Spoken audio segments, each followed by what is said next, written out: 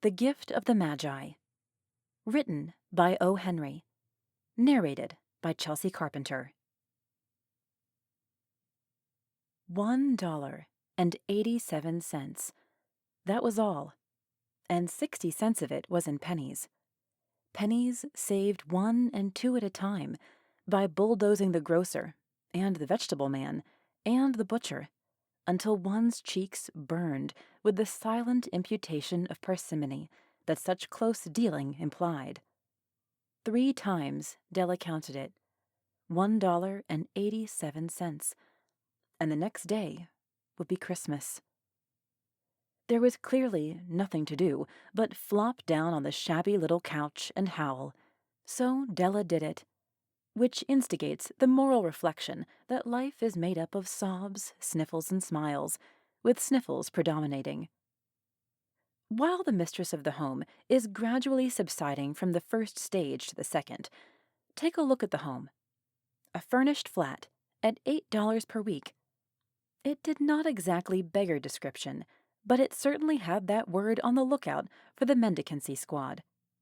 In the vestibule below was a letter box into which no letter would go, and an electronic button from which no mortal finger could coax a ring. Also, appertaining thereunto was a card bearing the name Mr. James Dillingham Young. The Dillingham had been flung to the breeze during a former period of prosperity when its possessor was being paid $30 per week. Now, when the income was shrunk to $20, though, they were thinking seriously of contracting to a modest and unassuming D. But whenever Mr. James Dillingham Young came home and reached his flat above, he was called Jim, and greatly hugged by Mrs. James Dillingham Young, already introduced to you as Della, which is all very good. Della finished her cry and attended to her cheeks with the powder rag. She stood by the window and looked out dully at a gray cat walking a gray fence in a gray backyard. Tomorrow would be Christmas Day, and she had only $1.87 with which to buy Jim a present. She had been saving every penny she could for months with this result. $20 a week doesn't go far. Expenses had been greater than she had calculated. They always are. Only $1.87 to buy a present for Jim. Her Jim. Many a happy hour she had spent planning for something nice for him, something fine and rare and sterling, something just a little bit near to being worthy of the honor of being owned by Jim. There was a pier glass between the windows of the room.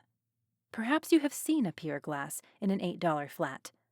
A very thin and very agile person may, by observing his reflection in a rapid sequence of longitudinal strips, obtain a fairly accurate conception of his looks. Della, being slender, had mastered the art. Suddenly, she whirled from the window and stood before the glass. Her eyes were shining brilliantly, but her face had lost its color within 20 seconds. Rapidly, she pulled down her hair and let it fall to its full length. Now, there were 2 possessions of the James Dillingham Youngs in which they both took a mighty pride. One was Jim's gold watch that had been his father's and his grandfather's. The other was Della's hair. Had the Queen of Sheba lived in the flat across the air shaft, Della would have let her hair hang out the window some day to dry, just to depreciate Her Majesty's jewels and gifts. Had King Solomon been the janitor, with all his treasures piled up in the basement, Jim would have pulled out his watch every time he passed, just to see him pluck at his beard from envy. So now, Della's beautiful hair fell about her, rippling and shining like a cascade of brown waters. It reached below her knee and made itself almost a garment for her. And then she did it up again, nervously and quickly. Once she faltered for a minute and stood still while a tear or two splashed on the worn red carpet. On went her old brown jacket, on went her old brown hat. With a whirl of skirts, and with the brilliant sparkle still in her eyes, She fluttered out the door and down the stairs to the street. Where she stopped, the sign read, Madame Sofronie, hair goods of all kinds. One flight up, Della ran and collected herself, panting. Madame, large, too white, chilly, hardly looked the Sofronie. "Will you buy my hair?" asked Della. "I buy hair," said Madame. "Take your hat off, and let's have a sight at the looks of it." Down rippled the brown cascade. $20, said Madame, lifting the mass with a practiced hand. "Give it to me, quick," said Della. Oh, and the next 2 hours tripped by on rosy wings. Forget the hashed metaphor. She was ransacking the stores for Jim's present. She found it at last. It surely had been made for Jim, and no one else. There was no other like it in any of the stores, and she had turned all of them inside out. It was a platinum fob chain, simple and chaste in design, properly proclaiming its value by substance alone, and not by meretricious ornamentation, as all good things should do. It was even worthy of the watch. As soon as she saw it, she knew that it must be Jim's. It was like him. Quietness and value. The description applied to both. $21 they took from her for it, and she hurried home with the 87 cents. With that chain on his watch, Jim might be properly anxious about the time in any company. Grand as the watch was, he sometimes looked at it on the sly on account of the old leather strap that he used in place of a chain. When Della reached home, her intoxication gave way a little to prudence and reason. She got out her curling irons and lighted the gas, and went to work repairing the ravages made by generosity added to love, which is always a tremendous task, dear friends, a mammoth task. Within 40 minutes, her head was covered with tiny, close-lying curls that made her look wonderfully like a truant schoolboy. She looked at her reflection in the mirror, long, carefully, and critically. "If Jim doesn't kill me," she said to herself, "before he takes a second look at me, he'll say I look like a Coney Island chorus girl. But what could I do? Oh, what could I do with $1.87? At 7 o'clock, the coffee was made, and the frying pan was on the back of the stove, hot and ready to cook the chops. Jim was never late. Della doubled the fob chain in her hand and sat on the corner of the table near the door that he always entered. Then she heard his step on the stair away down on the first flight, and she turned white for just a moment. She had a habit of saying a little silent prayer about the simplest everyday things, and now she whispered, "Please, God, make him think I am still pretty." The door opened, and Jim stepped in and closed it. He looked thin and very serious. Poor fellow, he was only 22, and to be burdened with a family. He needed a new overcoat, and he was without gloves. Jim stopped inside the door, as immovable as a setter at the scent of quail. His eyes were fixed upon Della, and there was an expression in them that she could not read, and it terrified her. It was not anger, nor surprise, nor disapproval, nor horror, nor any of the sentiments that she had been prepared for.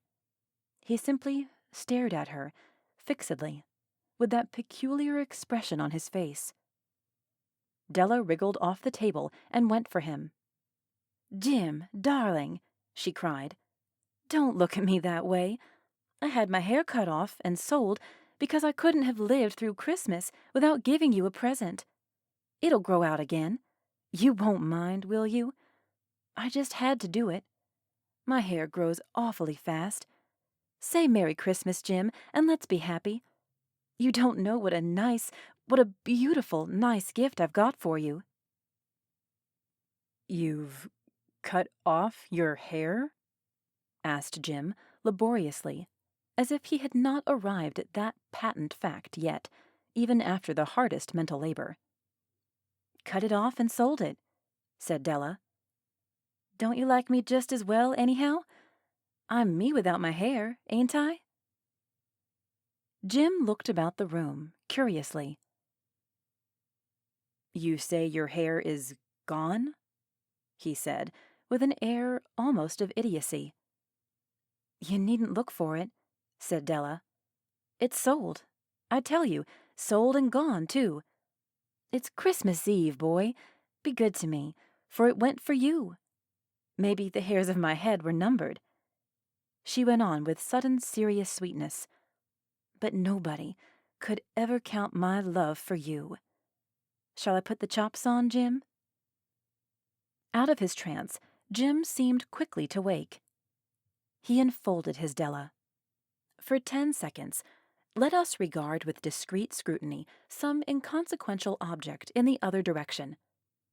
$8 a week, or $1 million a year. What is the difference? A mathematician or a wit would give you the wrong answer.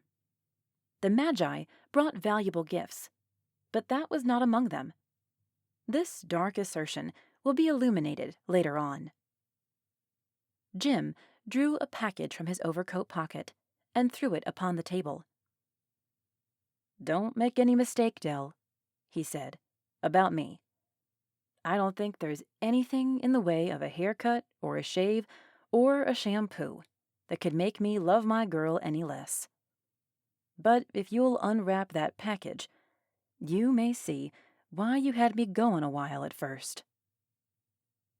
White fingers and nimble tore at the string and paper, and then an ecstatic scream of joy, and then, alas, a quick feminine change to hysterical tears and wails, necessitating the immediate employment of all the comforting powers of the lord of the flat.